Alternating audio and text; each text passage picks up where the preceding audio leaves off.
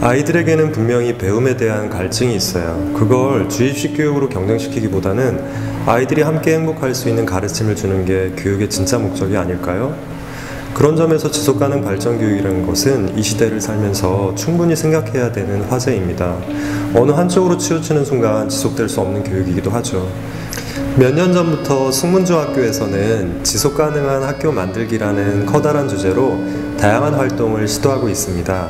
아이들에게 학습 환경을 만들어주고 직접 우리가 사는 마을에 관심을 갖도록 동기를 부여하는 것으로 시작이 되었습니다.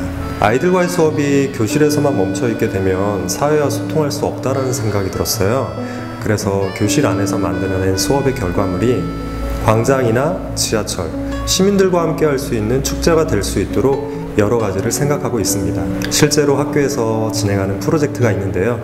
학생들과 학교 QR 코드 만들기, 생물종 도감 만들기, 생물종 모니터링, 이와 같은 것들을 직접 참여하고 있습니다. 내가 배운 지식이 다른 사람과 함께 어떤 영향을 줄 수 있을지에 대한 고민 끝에 나온 결과물들이죠.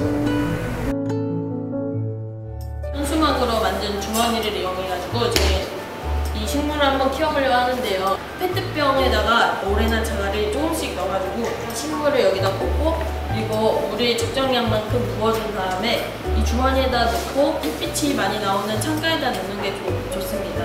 저희가 하나 더 하는 캠페인은 EM 배양액이라는 캠페인인데요.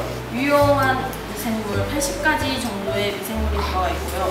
또 그리고 거기에 쌀뜨물 1.5L와 설탕 3스푼을 넣어가지고 EM과 함께 섞어서 만드는 것입니다. 우리가 이거를 사용할 때는 분무기에다가 일정량을 넣어서 싱크대 또는 혹은 화장실 휠에다가 사용하면 합성 세제보다 효과가 탁월하고 그리고 또 수질 정화에도 매우 탁월하다고 합니다. 저희가 한 활동 중에 첫 번째로 설명드릴 것은 이 탄소 라벨링 종이를 이용한 전기 절약입니다.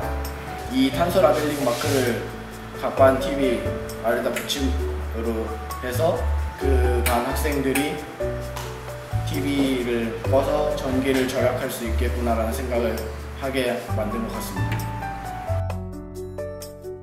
여러 가지 활동으로 인한 그런 과정들을 3년 동안 밖에 있는 그래프에 표시해 왔고요.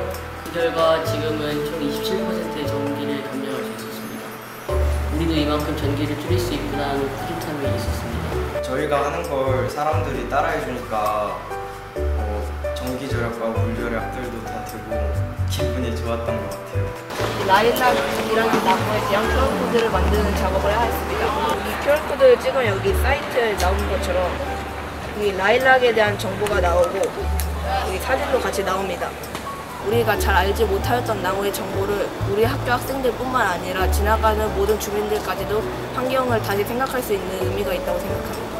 직접 홈페이지와 휴대폰을 연동하는 작업도 있어요. 이걸 브로셔로 만들고 이렇게 만든 지식을 가지고 한 달에 한 번씩 지역 아이들에게 환경교육을 봉사하는 프로그램도 있습니다. 학교 안에서 배운 환경 지식을 다른 사람과 함께 나눌 수 있는 그런 정보 활동이 학교에선 필요하죠. 수질 오염에 대한 사례를 분석하였습니다. 또 수질 오염에 많은 영향을 끼치는 음식물 쓰레기를 줄이며 화학 성분이 많이 첨가된 세제를 쌀뜨물을 이용한 천연 세제로 바꿔 이를 상품화시켜 마을에 기부하는 환경 프로젝트를 진행하겠습니다. 그린터치라는 프로그램을 널리 알리기 위해서 홍보물을 배포할 것입니다. 저는 이 홍보물을 안내방송으로 해가지고 여러 사람들에게 알리는 활동을 할 것입니다. 소나무 37그루를 심는 효과가 낼 수 있는데 이것을 모두 함께 하면 또 그만큼 환경을 아낄 수 있기 때문에 이 프로젝트를 진행하기로 했습니다. 저희 주제는 지속가능한 삶입니다. 그래서 저희는 그린 디자인을 통해 친환경적인 제품을 만들어 SNS와 마을에 있는 상점에 판매하여 그 수입을 나무 심는 단체에 후원하기로 했습니다. 자원순환이란 주제로 옐라시트 왔는데요. 양치질할 때 컵을 받아 쓰는 등의 활동으로 물을 줄이겠습니다. 이면지를 사용하겠습니다. 저는 쓰레기를 줄여 재활용을 많이 하겠습니다. 저는 일회용 컵을 많이 사용하지 않고 머그컵을 사용하겠습니다. 작아서 이제 못 입는 헌옷들을 재활용. 사람들에게 큰 박수 한번 주세요. 아이들에게 창의적 체험을 할 수 있는 프로그램도 있어요. 직접 마포구에 있는 사회적 기업을 찾아 떠나는 거죠. 그리고 우리가 가는 소풍을 공정여행으로 가는 거예요. 소비를 위한 여행이 아니라 서울 바로 알기 여행인 거죠. 그 과정에서 우리가 준비한 캠페인을 직접 노래하고 춤추면서 서울 시민과 함께하고 있습니다.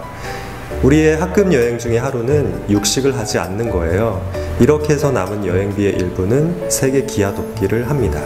유니세프, 월드비전, 기아대책과 같은 세계 단체에 후원하는데요. 지구 반대편에 있는 청소년들이 겪고 있는 문제에 동참하는 거죠. 그래서 2013년에 전 세계의 가장 큰 캠페인인 지구촌 전등 끄기 얼스아워 행사에 아이들과 함께 참여했습니다. 서울특별시, 교부생명, 세계자연기금, 한국환경교사 모임이 진행한 행사인데요. 전국에서 2,000여 명의 친구들이 강남스타일 플래시몹과 LED 캠페인을 서울시청에서 펼쳤어요. 이날 행사에 15만 명이 에너지 절약 서명을 해주셨고요. 1시간 동안 서울시에서는 23억 원의 전기 절약을 얻었다고 합니다. 정말 놀랍죠. CNN이나 AP통신에도 소개될 만큼 영향력 있는 환경 프로젝트였다고 생각합니다. 여행 과정 중에는 서울시장, 서울교육감, 행정가, 교수, 기자들을 만날 수도 있는 진로의 과정도 있어요. 환경과 진로는 결코 동떨어진 것이 아니거든요.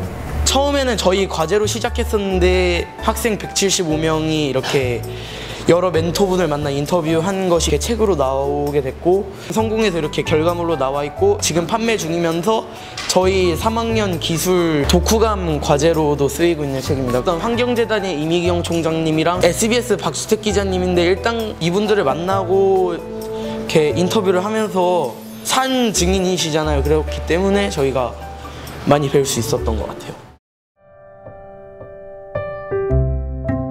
환경교육은 우리가 사는 지역 안에서 끝나지 않습니다. 결과적으로 ESD 교육이 지향하는 바는 현재를 살고 있는 우리하고 미래 사회를 둥글게 엮는 것이죠.